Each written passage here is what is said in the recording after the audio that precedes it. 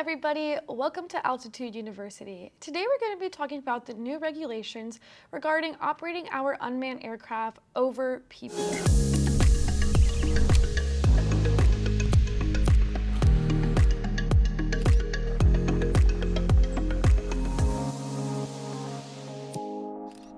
Now, the FAA has broken down our unmanned aircraft into 4 different categories. Our first category are going to be unmanned aircraft that weigh 0.55 pounds or less, and that includes the attachments on the unmanned aircraft. And it also includes having no exposed rotating parts that may cause lacerations. Category 2 and 3 are pretty similar. Category 2 is going to be an unmanned aircraft that weighs more than 0.55 pounds.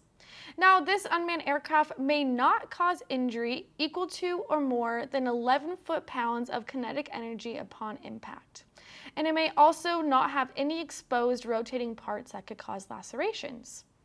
Our Category 3 unmanned aircraft also weighs more than 0.55 pounds, but it may not cause injury equal to or more than 25 foot-pounds of kinetic energy upon impact. They also have the stipulation that it may not have exposed rotating parts that could cause lacerations. And lastly, Category 4 is going to be an unmanned aircraft that is issued an airworthiness certificate under the Part 21 regulations. Now, each one of these categories has some restrictions regarding operating the aircraft. Category 1 must be remote ID compliant to fly over open air assemblies, which we do have another video that gets into remote ID regulations. Category 2, again, must be remote ID compliant to fly over open air assemblies. Category 3, you may not fly over open air assemblies. However, you may fly over people if 1, you are in a controlled or restricted area and all people are notified, and 2, the person you are flying over is under a covered area.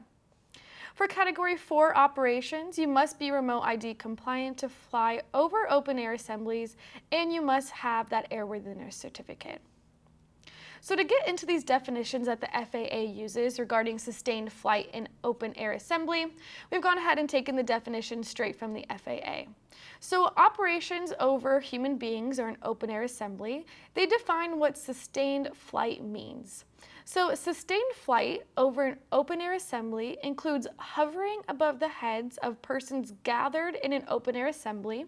That includes flying back and forth over an open air assembly or circling above the assembly in such a way that the small unmanned aircraft remains above some part of that assembly.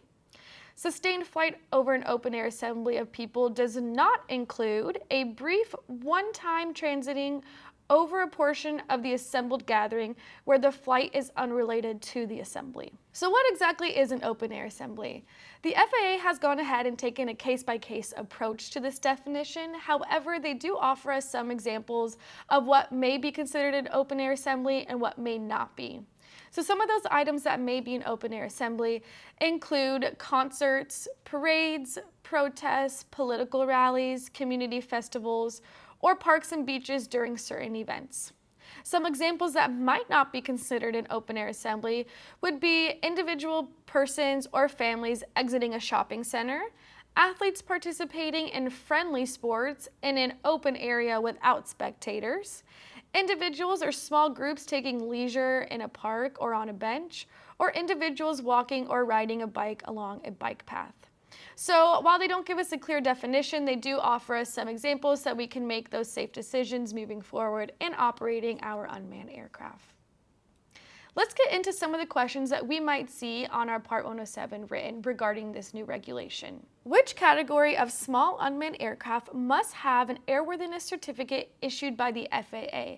So this goes back to the different definitions or requirements for each one of those categories. Our answer here is A. If we are operating our drone that is considered to be Category 4, then it needs an airworthiness certificate under Part 21. For operations conducted in Category 1, 2, and 4, sustained flight over an open air assembly is restricted to small unmanned aircraft that either A. are operated at FAA recognized identification areas, B. weigh more than 55 pounds, or C. meet Part 89 remote ID requirements. Our answer here is C, meets the Part 89 remote ID requirements. Again, we do have another video that gets into the details on those remote ID requirements. Which category of operation over people is allowed for operations conducted over a closed or restricted access site? Now this goes back to the different restrictions for each one of those categories. And our answer here is A, Category 4. The categories and their respective restrictions for operations over people at night either A, only apply to daylight operations, B, are only applicable when flying over crew members at night, or C, do not change due to conditions of flight. Our answer here is going to be C. Just because we're operating our unmanned aircraft at night does not mean that the regulations change. So our answer is C, do not change due to conditions of flight.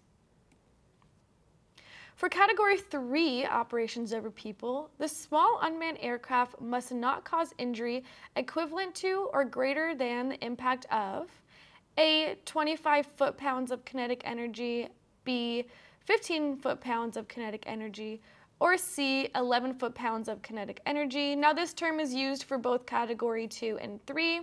However, for Category 3 operations, our answer here is A, and must not cause injury equivalent to or greater than the impact of 25 foot-pounds of kinetic energy. Thank you for joining us here today. That's all we got for our new regulations regarding operating our unmanned aircraft over people. If you have any questions, please reach out to Altitude University and have a great rest of your day.